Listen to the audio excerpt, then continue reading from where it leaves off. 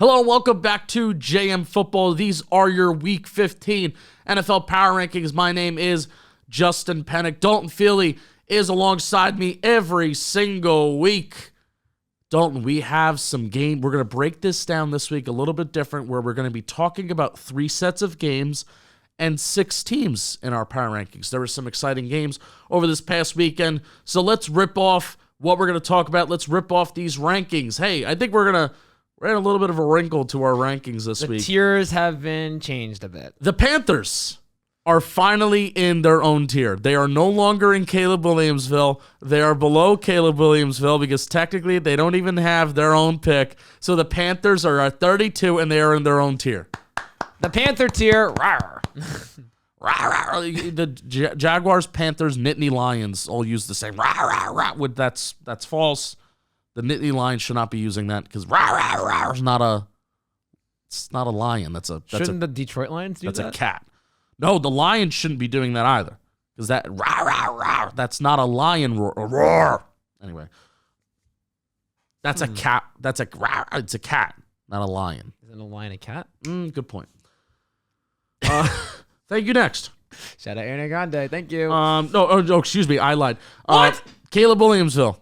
You didn't lie. You son of a bitch. 2 teams in Caleb-Williams-Ville, right? Yeah. Patriots at 31. Commanders are at 30. Pats 1, Commanders bye. Thank you. Next, we have the Cardinals at 29, the Raiders at 28, the Jets at 27, the Giants at 26. 2 hot teams in New York. I was right, by the way. I said on the show last week that the Giants were going to upset the Packers on Monday Night Football. I was correct. The Chargers at 25. Justin Herbert hurt. Dalton really out on them. The Bears are at 24. The Titans, hey, big win. Monday Night Football. Quick hitter, real quick. Teams that had 4 wins or less. 5-1 in Week 14. Bears, Giants, Jets, Patriots, and Titans all win. Yeah. Good for them. Quick hitter. That's it. We don't believe in tanking around here in the thank you next tier. Shout out Ariana Grande, baby. Woo! So now this tier was originally named Mid-Megh-Mughh. But guess what? We're changing it because this is the 3 teams in the NFC South that aren't the Carolina Panthers. We have the Falcons at 22, the Saints at 21, the Bucks at 20. Mid-Megh-Mughh, NFC South edition. I love that. Electric. Someone's got to win it. Moving to the playoffs, why not tier? We have the Steelers at 19, the Seahawks at 18, the Vikings at 17. What a thrilling game they won. Woo! Colts are at 16. Tough loss. Bengals at 15. Packers are at 14. Browns are at 13. Rams are at 12. The Broncos are at 11. Yeah, I mean, we got some interesting teams between, like, the Vikings win 3-0 versus the Raiders, first 3-0 game since 2007. I was listening to Kevin O'Connell on Sirius XM radio. Mm-hmm. I think they're going to go with Nick Mullins. They're going to. They benched Dobbs. They look abysmal. And give a little love to the Raiders. Like, that defense has played really well since Antonio Pierce has taken over. Patrick Graham. Sure. But that offense has just been abysmal. Whether it's Jimmy G or Aiden O'Connell playing back there, it's been. And now Josh Jacobs is banged up with a knee injury, I believe. It's woof. I wasn't like so like I mean I do think like Josh Dobbs' magic was real there for a little bit, but I mean Kevin O'Connell was talking like on Sirius XM radio. If Nick Mullins didn't suffer that back injury, he had like a back injury, a little bit of a back issue, it would have been his job, and they may not even go out and get Josh Dobbs. Wow. If Nick Mullins, like he kind of like hinted at that, like he showed a lot of confidence in Nick Mullins. So I no matter how fun it is to watch Josh Dobbs, and there may be a national television game for the Vikings again, and it's like, oh, why isn't Josh Dobbs starting? It's this guy Nick Mullins from the 49ers a couple years ago. Nick Mullins, and this is my former boss loves Nick Mullins, and the stat I saw on Twitter, forget it was 16 within first 16 or 17 games, but Andrew Luck and Nick Mullins each have the exact same total of passing yards, 5,552, I believe. Go figure. So Nick Mullins, it's Nick Mullins season. All right, let's talk about the Rams. We have the Rams at 12. And the Rams, like we've been talking about the Rams all year, where it's like, the record's not that great. Record should be better because I think like on an efficiency standpoint, I think they're like similar, maybe even a little bit better than like the Kansas City Chiefs. But we have the Kansas City Chiefs up there in the top 10, obviously. So the Rams are in a little bit of a funky spot where they lose another close game against another good team. What are your thoughts on them? You know what? They they lost that game, but it was a really impressive showing from that Rams offense. That the defense did struggle towards the end of the game where the Ravens started to get hot. But early on, like I think they had a 20-10 lead in that game versus Baltimore on the road. Whenever a West Coast team travels to an East Coast stadium and plays on the road, those are really tough, especially with that jet lag. It's a big betting trend where you bet the East Coast team because they have the advantage in terms of time. But the Rams, they had their 3-game winning streak snapped, but yet they looked pretty darn good. Like, if you're ranking the NFC, the Rams are within your top 7. Yeah. I think they're definitively one of the better teams in the NFC, though they're only 6-7 and still fighting for that playoff spot. Kyron Williams, 25 carries, over 100 yards again. Cooper Kupp, Puka Nacua, both playing relatively good games. Kupp's going 8 for 115 and a touchdown. They're missing Rob Havenstein, their right tackle. Tyler Higbee was out. Tutu Atwell was in concussion protocol. So they're missing some key pieces on that offensive side of the ball. And they still put up 31 points versus the Baltimore Ravens defense, who has been either the number 1 or number 2 defense, whatever category you're looking at this season. Do you know who's begging the Rams not to make the playoffs? Who's begging the Rams? Any team that has an opportunity to play them in the wild card round. The Cowboys are begging. I mean, the Cowboys are. I do think the Eagles are going to wind up winning that division because I think the Eagles are going to win out. Sorry, Giants. Now, screw it. We're beating the Eagles twice. Any team that wins the NFC East is begging not to play the Rams that wild card round because let's just say like the Rams are on the outside looking in right now. Mm-hmm. The Rams passed the Packers for the 7th seed. Then you're thinking, hey, winner of the NFC East. You're the 2 seed. That's awesome, right? You got a home playoff game. We worked all season to get this 2 seed, and now you're playing Sean McVay's Rams, the opening round of the playoffs, and like that's a close line. Like whatever team that if the Rams find a way to make the playoffs, whether it is against the Lions, whether against a team that's the NFC East, or whether it's against the 49ers, if they somehow lose that first seed, that team is going to be really afraid to lose that game. It's been an impressive showing from the Rams as a 6-7 team. Like we've had them ranked relatively high all year because we've seen the promise from them. I didn't think going into the year they were going to be a great team because they had such a young defense. But you have guys like Byron Young and Kobe Turner who each have 5.5 sacks or more this season. I don't know if I can helping name with Aaron Donald. It's been besides amazing Aaron Donald. Like, can you name like 4 players on that defense? Kobe Byron Turner, Young. Byron Young, Aaron Donald, Russ Yeast, Jordan Fuller. Yeah. Brother of Kyle. Who am I blanking on? Kelly Witherspoon, I believe, is still there. Witherspoon's a corner, yeah, secondary player. Ernest Jones. But like still, you're saying these names, and if you're not like a draft junkie or really like an NFL junkie, it's like you don't know these names. Right. But on offense, 2 guys that they have is Puka Nacua and Cooper Kupp. Finally seeing them on the field at the same time is a lot of fun. I mean, Stafford had some really fun lollipop throws this past week, like balls that just stayed in the air forever.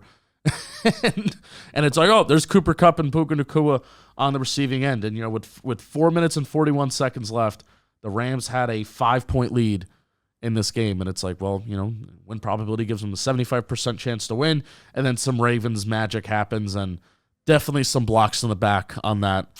There was one blatant one. I was on like, that wow. Tylan Wallace, punt return for a touchdown. But neither here nor there. I will say the Ravens pulled off. The Rams offense, I mean, last 3 weeks, because we're talking about that 3-game winning streak just gets snapped, they're second in yards per game over the last 3 games, only behind division foe San Francisco 49ers. This offense, when Matthew Stafford is banged up, he comes back. They're 3-1 in their last 4 games. They're fighting, and in their playoff schedule, they play one winning team. And that's the San Francisco 49ers in Week 18. So that could be a potential playoff game. They have the Commanders. They play the Saints. And they play the Giants the next 3 weeks. They go 3-0, 9-7. They put themselves in a really good spot for the NFC playoff chase. I think they're in. Yeah. Right? I think Rams and Packers have a good schedule to make a wild card. Yeah. So we'll see. Let's move to the playoffs. You better be there tier. We have the Texans at 10. The Jaguars at 9, the Lions at 8, the Bills are at 7, Dalton is holding his face, and the Chiefs at 6, the Dolphins at 5. What the fuck happened this week? Like, you have the Texans, loss. Yep. Jaguars, loss. Lions, loss. Chiefs, loss. Dolphins, loss. Bills, good job. It's these teams in the thank you next. They want it. They're ready to go. The Bills proving us right yet Training again. camp is over. Training camp is over. Like Bill Parcells says, the best football's played in December, and that's what They're ready. The bad teams are ready. Season starts now. That's right. It's just amazing to me that all these teams, like, it's been a shit show. Like, if you're looking at EPA for these teams overall this season, there are like 4 teams that are relatively high, and then you have 2 more teams that are like right in the same range. But besides those 6 teams, which are, got to pull it up to make sure I'm not wrong. Like, you have Baltimore, Dallas, San Fran are like top 3. Then you have like KC, Miami, and Buffalo just hovering there, and then it's just everyone else. And then to have a week where this group, everyone but the Bills lost, it's just ridiculous. And the Bills are the team that's on the outside looking in. Yeah, and mind you, the Bills played the Chiefs, so one of them had to win. But it's crazy. I do want to talk about this Bills-Chiefs game. This is basically, if the Bills lose, they're done. Yeah. They're 6-6 going into the game. They're playing the 7-5 Kansas City Chiefs in Kansas City. I believe that moves Josh Allen to 3-1 in the regular season versus Patrick Mahomes. A little interesting because we've seen them play in the playoffs, and it has gone in the opposite direction. James Cook finally getting some love in the offense, more and more reps. Yeah. Sets a career high in receiving yards with 83. Had a nice touchdown on a nice little seam route out of the backfield. They thought it was going to be a wheel. It was a seam. It was beautiful. Cook still received only 45% of the snaps. Here's the thing. Non-Neil snaps. So I want him to play more over Latavius Murray and Ty Johnson. He's got to be able to pass block. That's the issue right now, is that he's really small, and Latavius Murray is just bigger, and he's able to pass protect better. And that's what the Bills that's what the Bills were looking for in the second half. And James Cook just doesn't provide that right now. Which you see a decent amount of talented running backs in the NFL. That's why they lose snaps, because pass blocking is such a huge factor of it. And Josh Allen was really running for his life at certain times. And good job by James Cook when he was in there. I believe even the first play of the game, nice sense of awareness to get open in a spot, got some yards after the catch. Kincaid and Allen had some nice plays chemistry-wise together as well. I mean, Josh, that play, man, where he was running full speed to his left. I believe Next Gen tracked it at like half yard, like from either the sideline, or Allen was literally a half yard out of bounds, like his body. Throws that ball up to Latavius Murray, and the ball. So he's on the sideline. Yeah. The ball lands in between the hash mark and the sideline, so it goes to his right, throws it like 20 air yards. I do think it was a fumble. People were saying it was incomplete. I thought it was a fumble. I thought it was a fumble, but just Josh Allen did some insane stuff. There was another play where it was one of the tight ends, might have been Kincaid, where it's like Nerf ball in the backyard, where he's just like pump fake. And, it was the 4th down play. Yeah. Just little sidearm, and the tight end goes dive into the ground, and it's a first down. So we talk about the Bills' offense being really QB dependent, and one of those offenses, like I think the Chiefs are. Who else could we put in there for what QB dependent? Like offenses? QB needy. The Bengals are with Joe Burrow. At least, hey, they're kind of proving that wrong maybe a little bit. At least how they ran it with Joe Burrow, they were very QB needy, QB dependent. Jake Browning, I do agree with what you're saying in the aspect that Joe Burrow is very valuable, but Jake Browning is playing really good football. It's playing well. It's versus zone. A lot of zone coverage. I want to see average depth of target is still pretty low. Yeah, and that's what Gus Bradley, quick sidebar. So Zach Taylor in that game, it was master class by the Bengals offense. After the game, Gus Bradley said that we played way too much cushion in zone and allowed everything underneath. Right, but that with the backup quarterback, they're not gonna be aggressive, push the ball down the field. But anyway, with the Bills and Josh Allen, like QB dependent offense, like without Josh Allen, like that team absolutely falls apart. Chargers and Ravens, I'd also put on there. And it this past weekend, it really showed it, and Josh Allen played really, really well.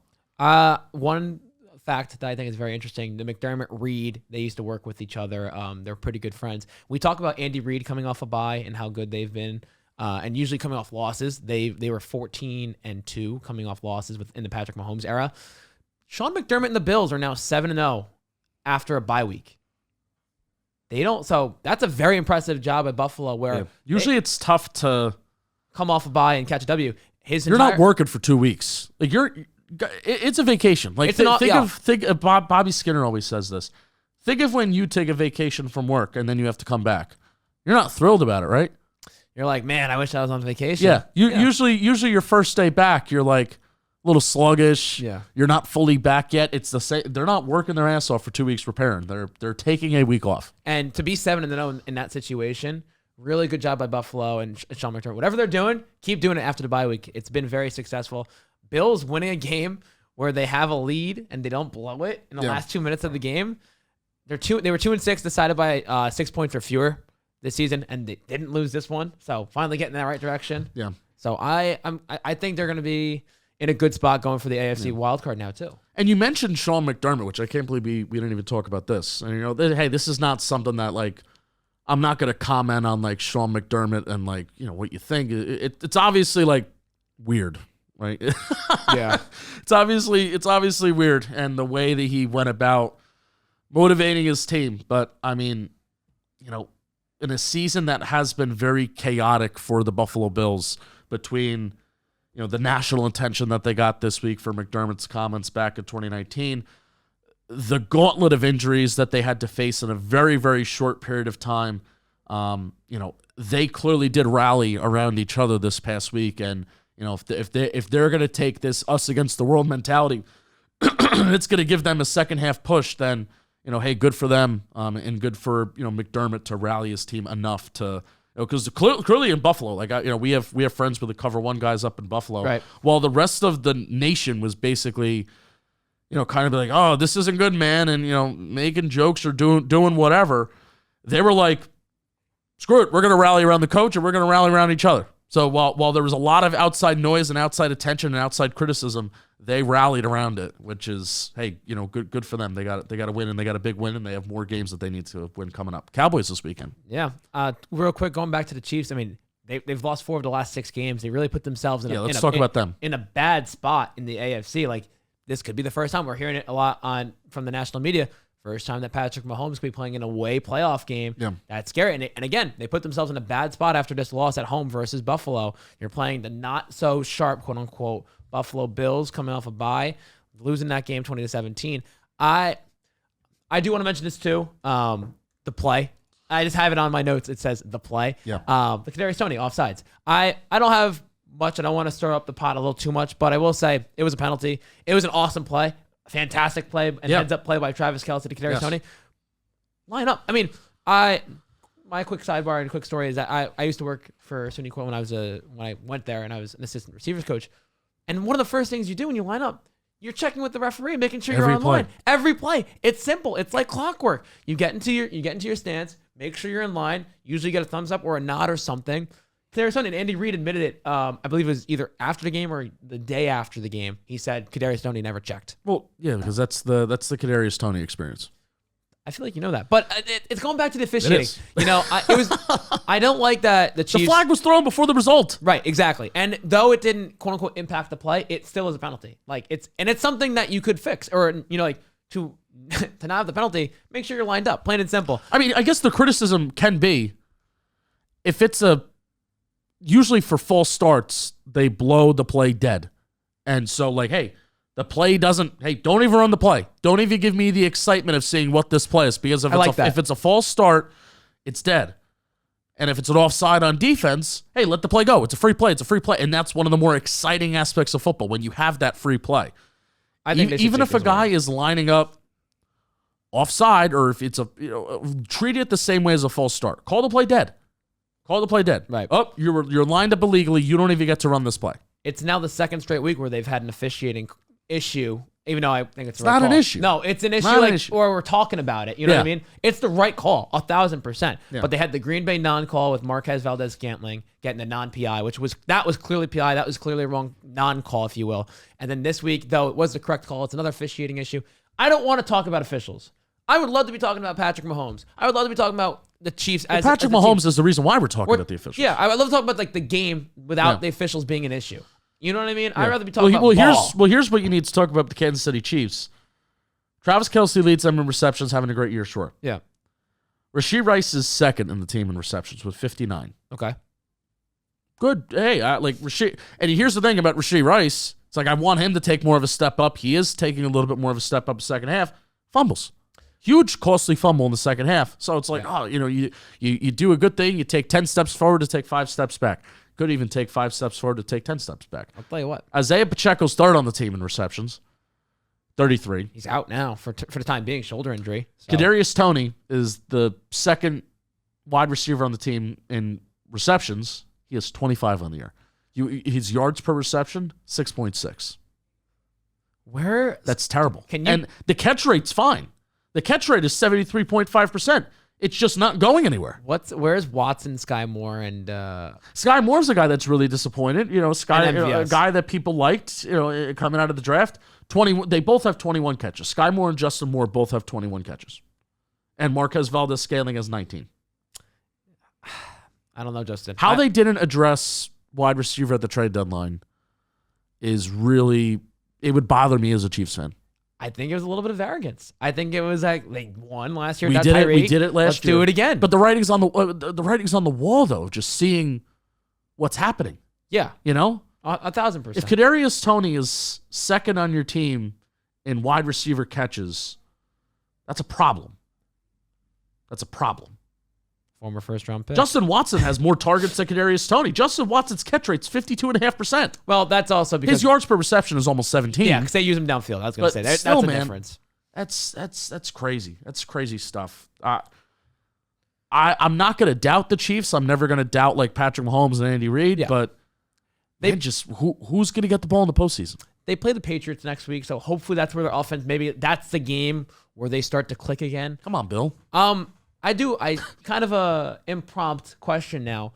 This is also the first year without Eric Bieniemy and Matt Nagy's back. Does that have anything to do with what's going on in that offense? Eric Bieniemy gone? Yeah. No, it could. I mean, I think next year because they're going to beef up at wide receiver this offseason. They would be really dumb not to. If they beef up at wide receiver this offseason, they give Mahomes a little bit more weapons, then I think next year will be the time to really answer that. I'm going to say right now, no. Because they're still good. Like, think of how they're good, even with nobody to throw the ball to besides Travis Kelce. And everybody knows every single play that he's like the ball's like likely going to go to him. Yeah. Fair enough. All right, so that's we have one more playoffs. You better be there. Let's move to Lombardi Land. One more game that we want to talk about. We have the Eagles at 4, the Cowboys at 3. They've joined Lombardi Land. They won a game in December. Even though apparently they win a lot of games in December, I was told by producer Jeff. The Ravens at 2, the 49ers at 1. Eagles, Cowboys. Yeah, Philly. Nice. That was a great dramatic pause. Yeah, Philly, man, I'm really worried about that defense. We've talked about it last week. We're talking about it again. And I'm worried about the offense, too. When we get changes on the coaching staff, and it's both coordinators, I think we're actually starting to see the effect now because Anthony Johnson and Sean Desai taking over for Jonathan Gannon and Shane Steichen, we've seen drop off on both ends. Now, I do get it's also schedule dependent too. When you're playing better teams, you're obviously going to look worse compared to 2022. But let's talk about that defense. Again, first half, they've been behind the last 6 games at halftime. We're talking about Eagles being in Lombardi Land, being so good. They've been trailing the last 6 games at half. Problem. Philly this season allows the second most first half points. That's a problem. Eagles this season, worst in third down defense. That's a problem. Yeah. First Dallas, they were 9 for 15 on third downs, and they scored 2 touchdowns on third down. That's a problem. Eagles offense, or the whole Eagles in general, have been outscored 75-32 against San Fran and Dallas, who are going to be Lombardi contenders in Lombardi Land. That's a problem. Jalen Hurts, 19 touchdowns to 10 interceptions, obviously passing game. That's a problem. They're turning the ball over. They had 3 turnovers against Dallas. Something's not right. And you as an NFC East guy need to explain it to me because I don't know anymore. I have no idea. Well, I mean, I'll start off with the offense. What we're seeing from Jalen Hurts is, I think, a problem that we saw back in 2020 and 2021, like before they got like really good. 2021, because that was his first year starting. He's having trouble dealing with pressure right now. And the Eagles don't have like a good whether it's quick passing game right now, throwing hot, like Jalen Hurts is not dealing with pressure very well right now. Where, obviously he can improvise and he gets outside the pocket, he can throw the ball, like all the good quarterbacks can do. But if there's pressure in his face, and that was like one of the main issues his first year starting, and then lo and behold, that offensive line turns out you have 5 guys that are basically all pros and Pro Bowlers, and it's like, oh, Jalen Hurts is more protected. And now they're playing better teams, and Dallas, they're just dogs right now, man. They're dogs, and Dan Quinn has these athletes just going and going and going and going, and they're almost unstoppable. Like that front, and when they're going the way that they can, they're unstoppable. You could put these guys anywhere, but still, I mean, it's been a problem for Jalen Hurts is that him not being able to throw under pressure and work a quick game, throw hot, et cetera, et cetera. And also, like, I look at the Eagles, at least their interior, right? With Fletcher Cox, Jalen Carter, Jordan Davis. Hassan Reddick is on the edge for the Eagles. Josh Sweat is also on the edge for the Eagles. I look at that overall Eagles front, and I say it is more, as a group, they are more talented than the Cowboys pass rushers. Yeah. Micah Parsons is obviously the best player out of all of them by far. Yeah. But, I mean, they have a Jonathan Hankins who's still good, but, a Jonathan Hankins who's been around for a long time. They have a Osa Digizua, who's, more of a pass rush interior defensive lineman, but he's not even out there a ton on pass rush downs because you have Dante Fowler, you have Sam Williams, you have Dorrance Armstrong, and you have, which is an insane amount of names, and then you have one more. You have Marcus Lawrence, you say? DeMarcus Lawrence. Who's probably the second best, or should be the second best. So I may be wrong in this. But I think the collection of interior plus the 2 edge guys and Hassan Reddick and Josh Sweat, I think that group, and Brandon Graham's part of that too, I think that group is better than the Cowboys just on paper, but they're not performing like it. I mean, this Eagle team, didn't they break the record for sacks last year? They had 70 sacks. They're not playing like that same team this year. They're not. That front is not playing like that same front. They have 37 sacks this year. Completely different, and you're expecting that defense to not drastically fall off. Like, I think it was really unrealistic for us to say this Philly defense is going to get 70 sacks again. I think it's been done 3 times. Very unrealistic for that to occur. But for them to be one of the worst defenses in football going into week 15, excuse me, that's an issue. It's shocking. And I'm really curious if Sean Desai, if there's going to be any repercussions on his end, because 1 year it's always tough, but if it's been that bad defensively. And what changed talent-wise? They lost T.J. Edwards. That was big going to Chicago. Yeah, but and then people make the argument that interior linebacker and the value and blah blah blah blah blah blah blah. People make that argument, and in my opinion, I don't think the third down defense is bad because of interior linebacker. You don't think so? No, I don't think that's the majority of the problem. Right. An interior. If your third down defense is one of the worst in the league because of your interior linebacker coverage, then I think that's an issue within itself. Yeah, I could be wrong. Right, that's fair. So they lost T.J. Edwards. Yeah. C.J. Gardner-Johnson. Yeah. Gone. Kaiser White. Believe he's gone. Mm-hmm. Javon Hargrave. That's the big pass rusher on the interior that they're missing. That's probably the biggest one. Yeah. Him and C.J. Gardner-Johnson. And T.J. Edwards has played really well for Chicago too.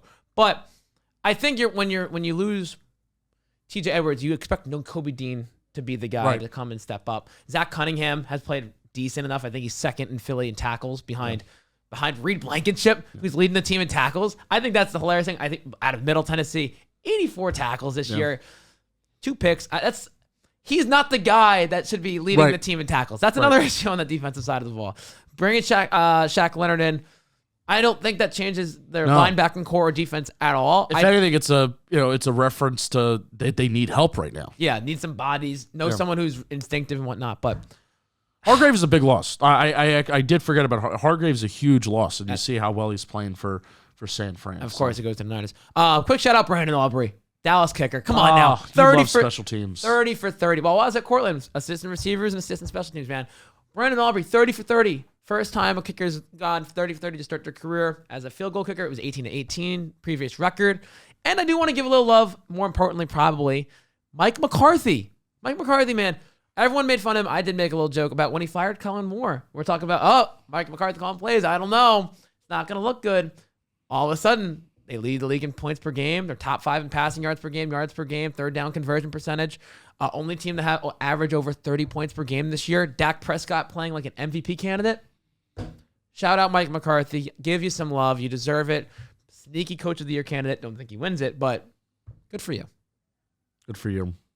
Tyrants, that left side of that offensive line is insane too. I kind of like I will be honest. As a Giants fan, I even grew up like loving Tyron Smith and watching him play. Like I did think at one point he was on a Hall of Fame trajectory. I think injuries have kind of it's hurt the resume a little bit. He's like Tony Baselli from the Jaguars. Short. I mean, he played much longer, Tyron Smith, but like that short span of being dominant. But Tyron Smith has been healthy the majority of the year, and him and Tyler Smith, like I don't think there's a better combo of left tackle and left guard right now in the NFL. I think they're it.